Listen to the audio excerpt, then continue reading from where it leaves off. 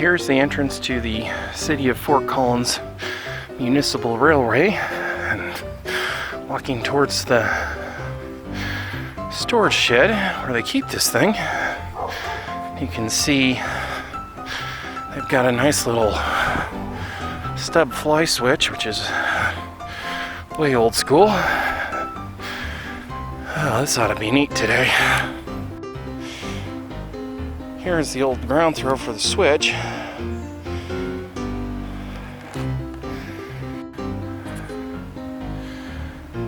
So here's the sign.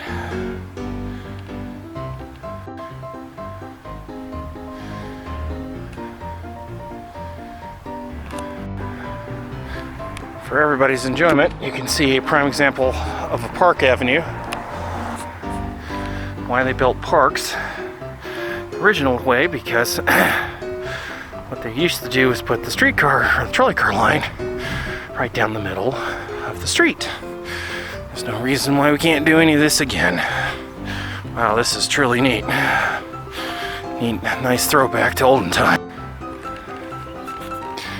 So here we are at Roosevelt and Oak Street in Fort Collins, and this is where we are waiting to pick up the binary municipal trolley car. And as you can see, here's the little place where they sell tickets.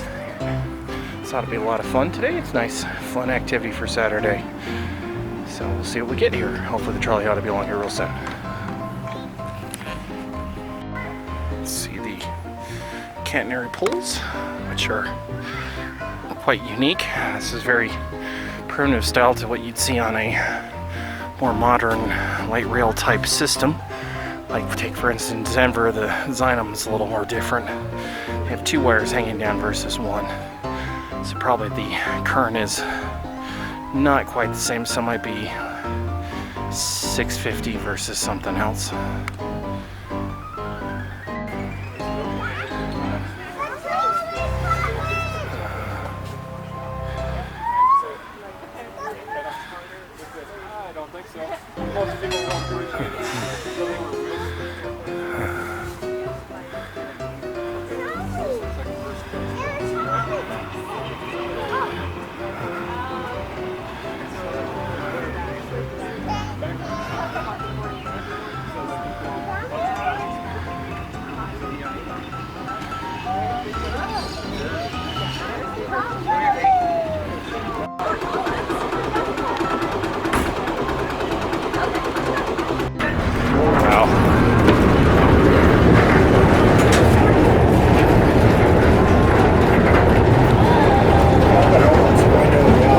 Get some air going through this thing.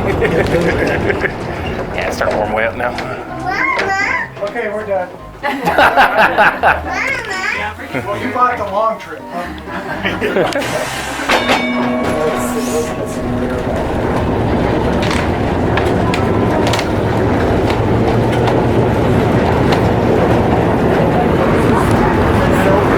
So here we are rolling.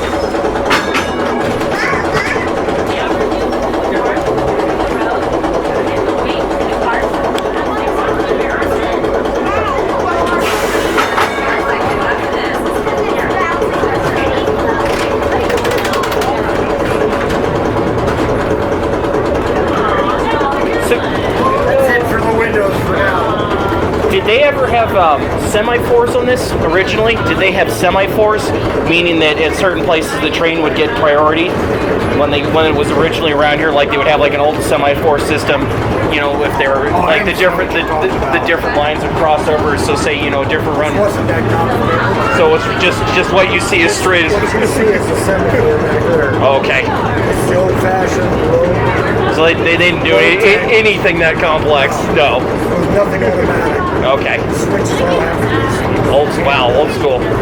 Did they ever have like an old sandbox by the side where you could go scoop up sand? It's on, at least when the Denver Tramway Company in Denver, they used to have a few places where the people could have access. They could take a bucket and go get some sand, and they could actually put it in the sander if they needed to during the wintertime.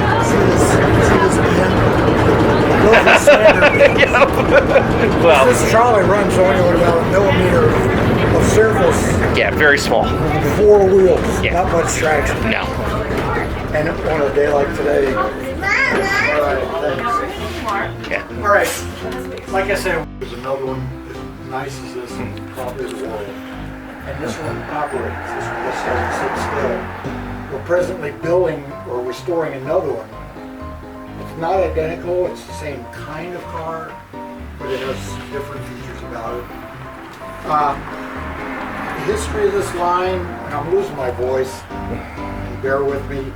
This line started in 1907, and it was created by the Denver and Interurban Railway Company.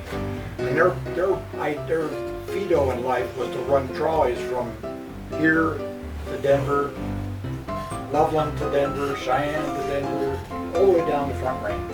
Well, they chose Fort Collins to be the first one. And they built it in 1907, and it's been running, it ran from 1907 till 1951, when it went belly up. The earlier history, from 1907 to 1918, it was run by, and I'm trying to get this, it was run by the Denver and Interurban Railway. Then it went bankrupt, sold it to the city of Fort Collins, and they bought it for $100,000, lock, stock, and barrel.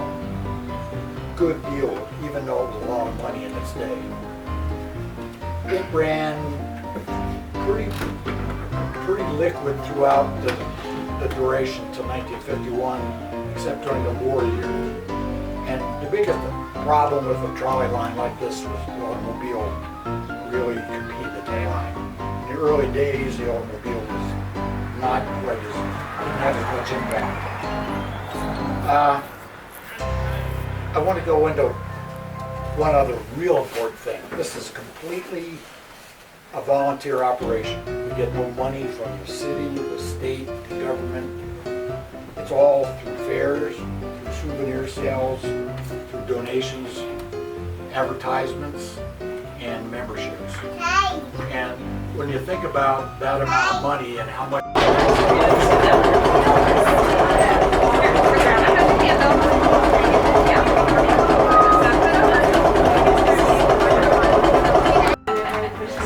that switches the headlight. Yeah, gotcha.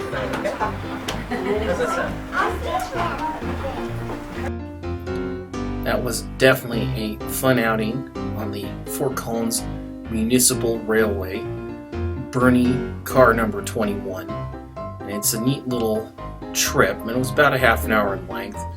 And the nice thing about it is, if you want to take your family, your friends, your buddies, anyone can afford to ride on it.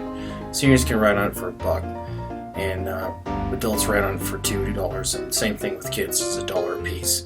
Can't possibly go wrong. As always, hopefully to keep many more videos coming, please feel free to give some comments, and do give a like or dislike as well, and I'd like to hear from you guys. Thanks.